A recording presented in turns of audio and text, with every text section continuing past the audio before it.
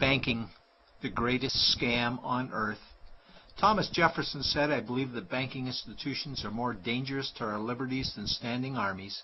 If the American people ever allow private banks to control the issue of their currency, the banks will deprive the people of all property until their children wake up homeless on the continent their fathers conquered." Jefferson's warning is already here. 40 million Americans are living on food stamps. Millions more are now homeless, living in tents, all because of one institution, the Federal Reserve System. The Federal Reserve is a group of private bankers who have stolen the money creation process from the American people. Most people still believe the Fed is an agency of the government working in our best interests. It is not. There is no greater form of evil in the world today, so let's explore the banking scam. None of us have ever been taught anything about money. The reason is to prevent us from learning the truth that money is a trick and money is a trap. When solving any crime, there's a universal truth: follow the money, but with the banking scam, follow it backwards. Where does money come from? The world's money supply is always growing. Where does all the new money keep coming from? Money comes from privately controlled global banks like the Federal Reserve System. They create money every day, which increases the world's money supply. Because all banks are either owned or controlled by private bankers, the real question is, how do private bankers create new money? And the answer is they create it out of thin air. Bankers create money out of nothing. They make it up. It is a fiction. Wow. Godlike power to create something of value out of nothing. A stroke of a keyboard and money is created. In fact, only 3% of the world's money is even in the form of bills and coins, which means 97% of all money in the world is just numbers typed on a computer screen. This is part one of the banking scam. Money is created out of nothing.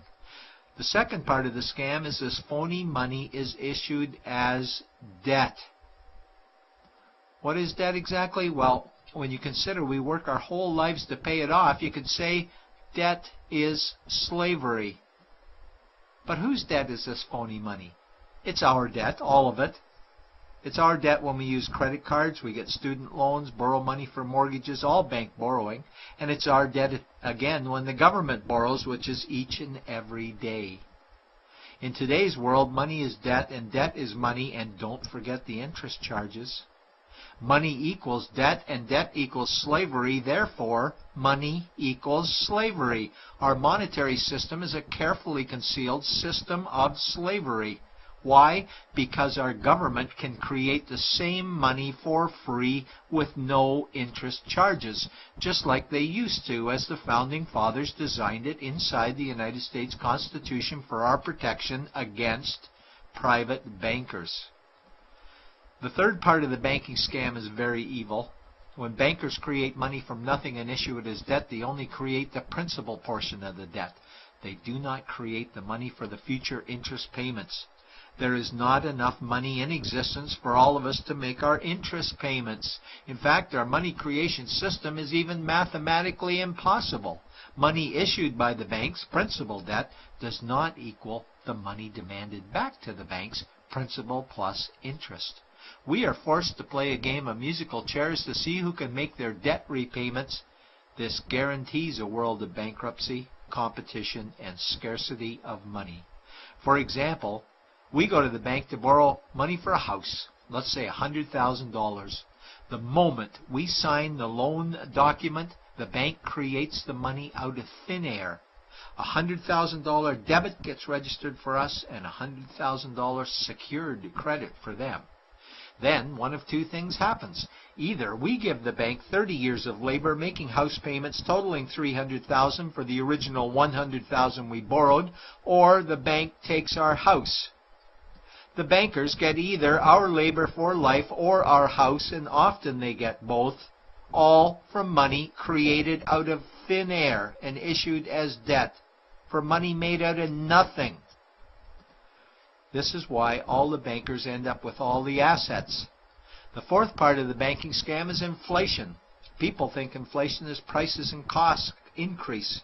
A better answer might be the value of our money always goes down. Inflation is created every time the central banks print money, which is every day. Where does all this new money get its value?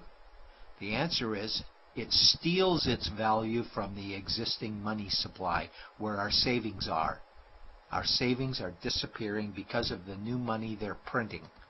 If money creation was in balance with goods and services, there would be no inflation. Prices would stay the same.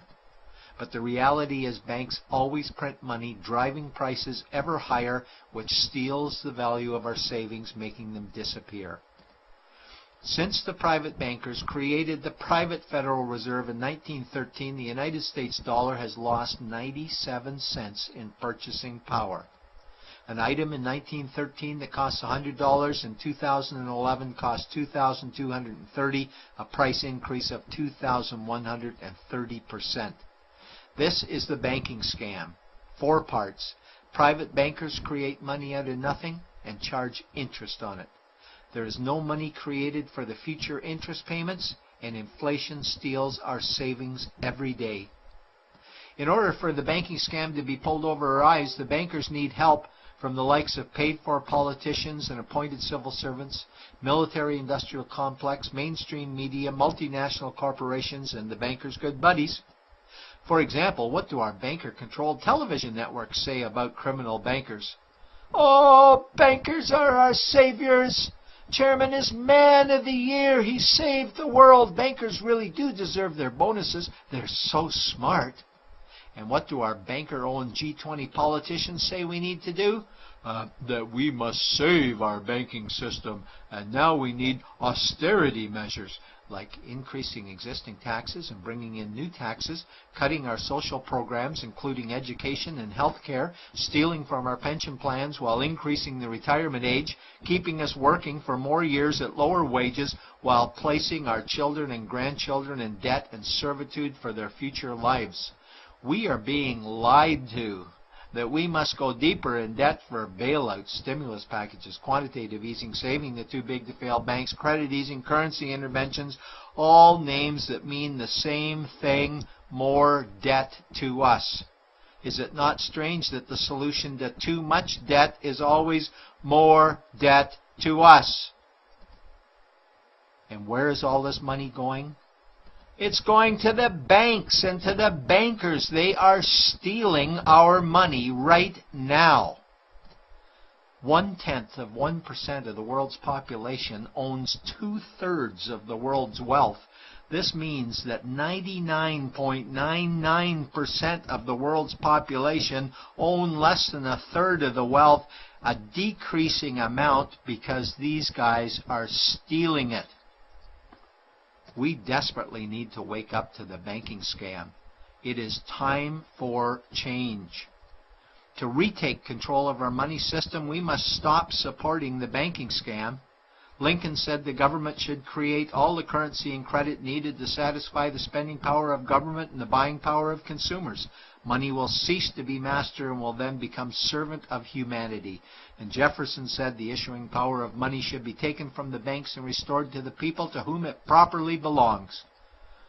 It's a pyramid scheme. And we, the people, are the bottom layers of the banking pyramid. Without our support, the banking scam collapses. We have to do it ourselves. Wake up, get active, wake others. Remove our money from the bank. Buy gold and silver coins. Get out of debt. Rip up your credit cards. These actions will bring down the banking scam. Only vote for politicians who support debt-free money, or run for office yourself, and turn off mainstream media to search for the truth while you still can. And support every effort to end the Federal Reserve System and all the privately owned central banks. Let's bring these criminals to justice to get our money and our countries back before it's too late.